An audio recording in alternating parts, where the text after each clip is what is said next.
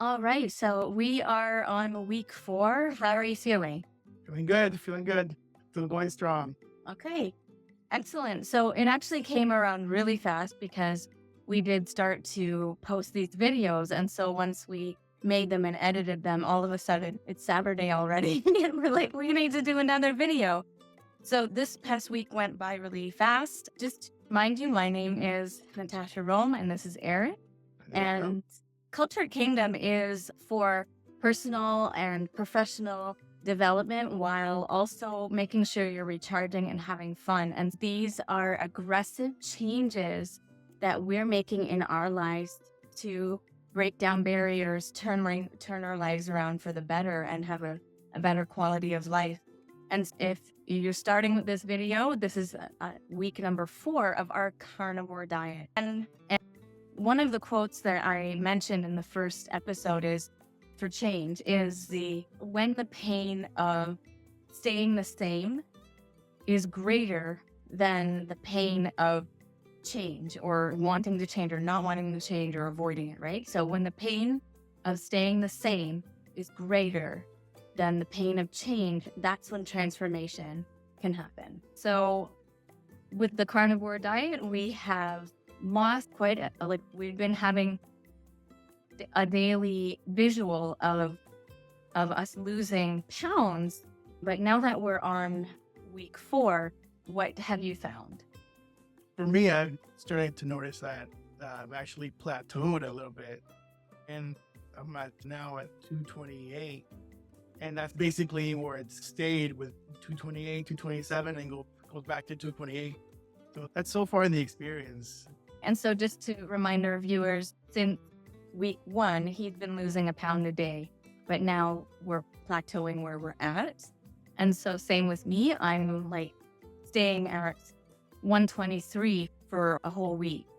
And so what we've learned is that, of course, that is initially all of the water in our body, like just getting rid of a lot of water. And this is where it's like you could get discouraged. It's just the beginning though.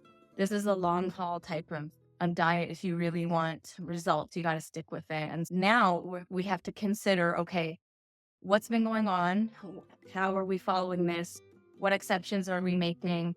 And I believe we need to consider like the exercises that we're doing, so to burn calories and so on, right?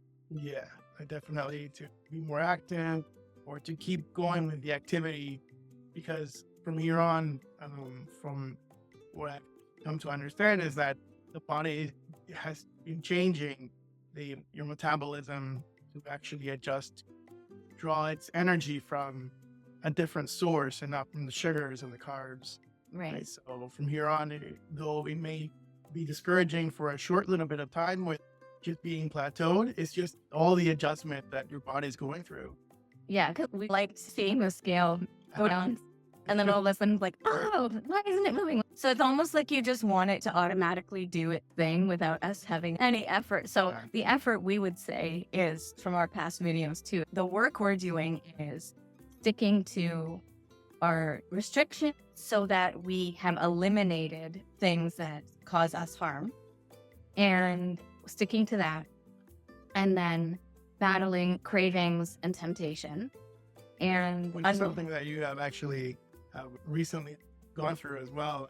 Every evening so far, you've struggled with having something to eat. When before, with chips or snacks would be good. Yeah, so just a snacky type of time or routine that I had. But also now what I can turn that into is not feeling guilty. That's a craving or snacking time.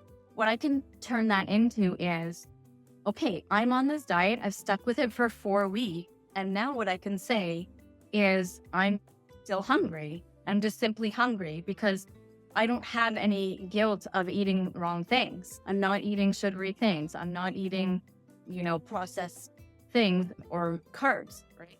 So then if I feel that way, I'm actually allowed to eat, right? So I'm going to have a steak or eggs or chicken or fish to make sure that I'm full for that day. I think another thing that Eric pointed out to me that he noticed is, and my kids as well. So I'm home, I'm doing this YouTube channel, Culture Kingdom, and growth mindset coach, but I'm also homeschooling my grade 4 and 5 children. And so I'm home during the time around 2 or 3 o'clock when people actually normally crash at work Yeah. as well. So it's not whether I'm home or not. It's like people usually crash for some reason around. Yeah.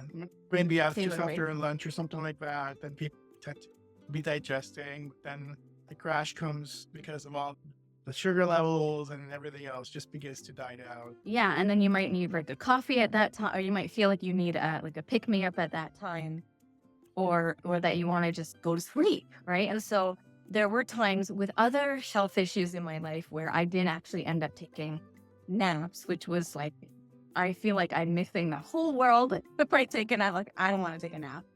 But I think as we get older, we're just like, oh yeah, I need to take a nap, right? So anyway, my point is, my kids and Eric have noticed that I'm not tired at that time and that my energy level is pretty steady, but I do feel like eating at that time. So I don't feel tired or brain foggy or Yeah, because you used to actually send me a text and say, "Oh, I'm crashing. I need a nap." She'll be texting me, and I'll be responding back saying, "Okay, I think a little bit of rest." But generally, it was taking a nap in the afternoon. Yeah. Crashing. Yeah, and so I guess that's true. I do feel energized at that time, but I'm hungry enough that I would eat at that time. But then if I eat a big enough portion, then I don't necessarily have dinner when he comes home from work because I just ate during my really crazy hungry time. So then we're not really eating together necessarily, and then he's eating with kids. And so that's not something I necessarily want. So that's something we can do. And these things are all important, right? Like your lifestyle and how things are going are important with how your routine is and your balance with taking care of yourself, giving yourself and serving in what you do for a living, and then your balance with your family and your connection with family and friends and social. So I just have a couple other notes here. I did get to mention last week that like our grocery situation has improved. And so we were definitely able to stay within our budget, buy the stuff we needed, and buy the stuff for the kids. And because this is really important, because we are leading by example with what we're doing for ourselves and why, our kids are on board to lessen their sugar and they're excited about it. Yeah, which is great to see them actually want some healthy food, one ingredient kind of food, not the ultra processed stuff that we find in the grocery store with all kinds of ingredients like carrots or broccoli or chicken. Those kind of things are really good. Yeah, and so I recently watched a video by a nutritionist that mentioned that grocery stores are like garbage stores now. Maybe the produce and the good things are around the edges, and all the aisles are just stacked with all of these boxes of packaged goods with ingredients that we don't need. And so I agree, like garbage store. So our cart was filled up with way less boxes.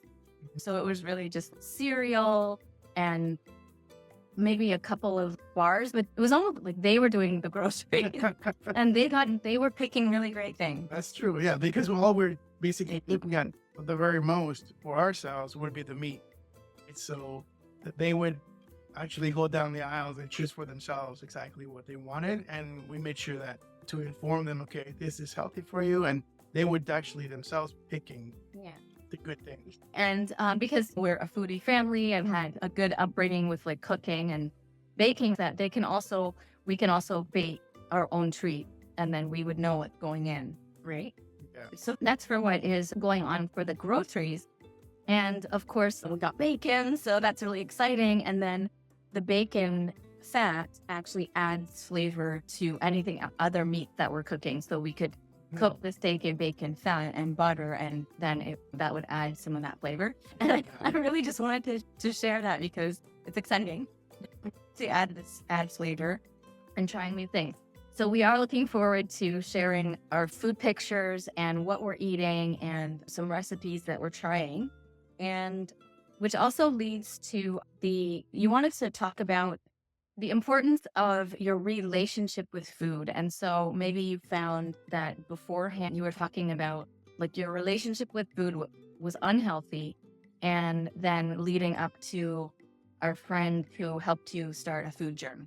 Yeah. So basically, the things that I would actually choose most of the time would be things where I would have sweet things or very salty things. But basically anything and everything that would be there available to me just to grab and eat. And the whole idea of actually having this food as a means to actually just have flavor, to enjoy it at the very moment, but not thinking about how it's going to affect me for tomorrow or a month from now and so on. It was carefree. And now with what we're doing with this carnivore diet, the relationship with food is more in terms of actually having it as fuel.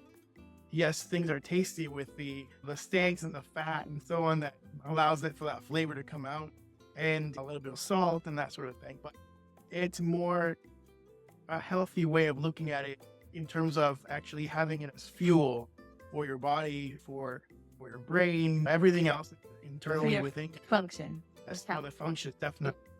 And now it's really because actual meals that we have, we're completely full from that one meal.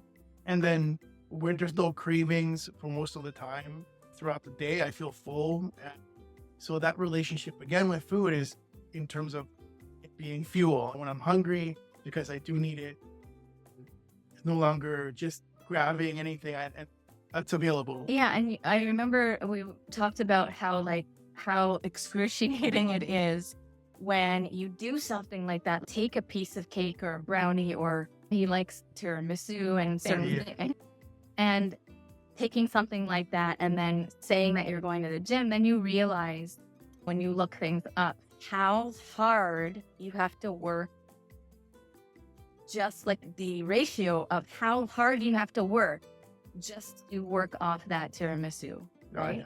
And that was something that he got really upset about. Definitely the amount of calories you burn whether you do a treadmill or something like that, or weights, it takes so much effort and so much work involved with just a few calories being burned.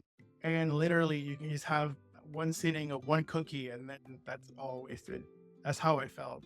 And with a friend of mine that is a personal trainer, once he spoke to me regarding food and to just write down in all the different items that I'm having throughout the day, and just being able to journal that, you're able to see, at least I was able to see actually the little things I kept on eating throughout the day and how much food I'm taking in and how much little I'm actually burning. Yeah. So that was a big change as well. And I didn't realize really how much food there was all the time that I was taking. Also, you mentioned that you noticed that you were not having enough protein. Yes, that's true too. So there's a lot of everything else, but the protein itself, it was in a very small amount. And I'm thinking, even though I felt that I was actually eating well, but when it comes down to actually looking at all your percentages of what you're having, then you see the protein level really low. We're getting full on, say, like a plate of like pasta and just a little bit of ground beef within there with part of the sauce, for instance, the tomato sauce. That little bit of ground beef is great in comparison to the amount of noodles, for instance. Then all I pretty much ate was a lot of carbs, heavy on carbs, and very little protein. Okay, so I can mention again that there are maybe 3 or 4 types of the carnivore diet. And from what I understand, there is a strict lion diet, there is the classic carnivore, and there's like a relaxed animal diet. And I'm going to put that up on the screen and we can take a look at that. And so during the first 3 to 4 weeks, we've experimented between these things. And so I would say I'm between classic carnivore and relaxed. And there was a week where I said I would take supplements, or I still had a little bit of herbs and spices. And there's another week where I said I'm not going to take the supplements, and then I'm going to have garlic, onion, and avocado for the electrolyte. And so as we're figuring this all out, this is our journey that we're experimenting and expressing to you what our experience is. And then we want to become more clear on what works for us. But this is like a phase where we're trying to figure it out. And maybe because we're plateauing, I have started to work out. Eric goes to the gym.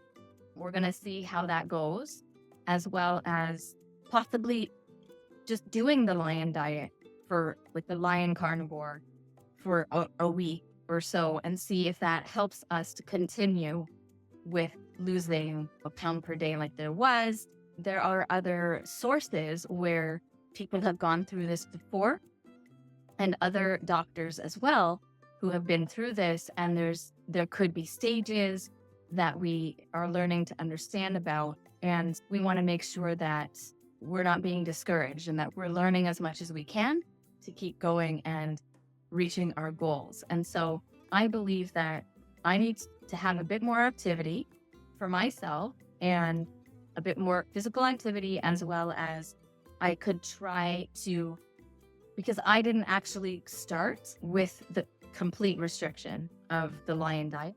And so maybe if I go to that, start there, and then see if that improves and then continue from there. And that's something that you said you might want to do as well? Yes, because I tend to fall in the trap of having way too much dairy, for instance, too much cheese. So cutting that back with having also feeling a plateau level. So that could actually even help just to try that out for a little while. Yeah. Okay, cool. So we're going to try that. And it's really, like we said in one of the videos too, is that it's actually easier to do this because we're doing this together, right? And we're sharing this with you. And that really helps us to have this kind of, supported kind of feeling. Yeah.